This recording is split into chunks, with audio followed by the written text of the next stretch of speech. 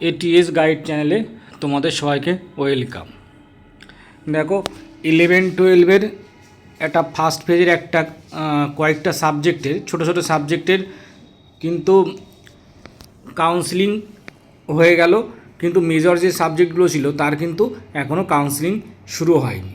তবে যেটুকু খবর পাওয়া গেছে মোটামুটি অনেক বিষয়ের কিন্তু আবার স্কুল ওয়াইজ বা জাতিভিত্তিক যে ভ্যাকান্সিগুলো সেগুলো কিন্তু স্কুল সার্ভিস কমিশনের হাতে এসে আবার পৌঁছেছে। তো খুব শীঘ্রই কিন্তু আবার 11-12 ক্ষেত্রে কাউন্সিলিংয়ের জন্য বাকি কিছু সাবজেক্টের আবার কিন্তু নোটিফিকেশান আসতে চলেছে। আর এর নোটিফিকেশানটা কিন্তু খুব তাড়াতাড়ি চলে আসবে, এই সপ্তাহের মধ্যে আসার সম্ভাবনা প্রবল, না হলে পরের সপ্তাহের কিন্তু প্রথম দিকেই নোটিফিকেশানটা চলে আসতে পারে এই 11-12 কাউন্সিলিংয়ের জন্য বাকি কিছু সাবজেক্টের। তো যারা অপেক্ষায় আছে তারা মোটামুটি স্কুল সার্ভিস কমিশনের যে ওয়েবসাইটটা আছে সেদিকে কিন্তু নজর রেখো। আর এখানে নোটিফিকেশান চলে আসলে আমি কিন্তু সঙ্গে সঙ্গেই তার একটা আপডেট দিয়ে দেওয়ার চেষ্টা করব। তো আমার চ্যানেলটা এখানে সাবস্ক্রাইব করে রাখতে পারো তোমরা, কারণ এখানে কিন্তু আমি বিভিন্ন রকম টিচিং এক্সামের জন্য যে টেট পরীক্ষাগুলো হয় সেই টেট পরীক্ষার প্রিপারেশানগুলো এখানে করাই। তো যারা এই টেট পরীক্ষার প্রিপারেশানগুলো নিচ্ছ তারা চ্যানেলটা সাবস্ক্রাইব করে রেখো। আরও একটা খবর আছে 9-10 নিয়ে। 9-10-এর ভেরিফিকেশান কিন্তু শুরু হয়নি। যেসব ক্যান্ডিডেট 9-10-এর ভেরিফিকেশানে ডাক পেয়েছো তারা কিন্তু অধীর আগ্রহে আছে, অনেক দিন থেকে আগ্রহে বসে আছে যে কবে তাদের ভেরিফিকেশানটা শুরু হবে। অনেক দিন হয়ে গেল ভেরিফিকেশান এখনও শুরু করেনি স্কুল সার্ভিস কমিশন, কিন্তু তাদেরকে নিয়েও কিন্তু একটা মোটামুটি সুখবর আছে স্কুল সার্ভিস কমিশনের পক্ষ থেকে। যতদূর জানা যাচ্ছে এই খুব শীঘ্রই, মোটামুটি আশা করা যায় এই সপ্তাহে শেষ বা পরের সপ্তাহের প্রথম দিকে কিন্তু একটা নোটিফিকেশান চলে আসবে ভেরিফিকেশনের জন্য। আর স্কুল সার্ভিস কমিশনের পক্ষ থেকে এটুকুও জানা গেছে যে এই যে ভেরিফিকেশানের জন্য একটা করে ক্যালেন্ডার করে দেবে, ভেরিফিকেশান বা তারপরে ইন্টারভিউর জন্য একটা আলাদা ক্যালেন্ডার প্রকাশ করবে।